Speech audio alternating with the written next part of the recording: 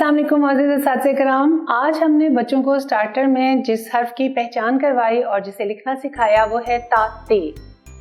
ता से ते, इसका बोलने का अंदाज ता तितली, ता तरबूज, ता ताला, ता से जब हम बोलेंगे तो जाहिर है बच्चों के सामने बहुत सारे अल्फाज एक खुलते चले जाएंगे। बच्चों से हम खुद पूछें, आप बताइए कि ता से और कौन सा लफ्ज़ शुरू होता है, किसका नाम शुरू होता है और किस किस की बातें जो हैं वो ता ते, इसकी अलामत क्या है। ते में बे की जैसे एक नुक्ता है, बे के 3 नुक्ते हैं और ता ते कैसे बनेगी 2 नुक्तों के साथ। उसकी पहचान जब हम लिखने में और पढ़ने में करवा देंगे तो फिर बच्चों को कुछ भी मुश्किल नहीं होगा।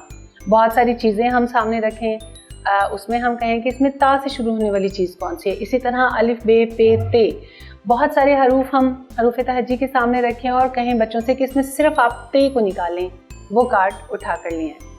इस तरह की मशक करने से बच्चों को बहुत आसानी से याद हो जाता है और हमेशा याद रहता है। इंशाल्लाह ताला अगले सबक के साथ फिर आपसे मुलाकात होगी। तब तक के लिए अल्लाह हाफिज़।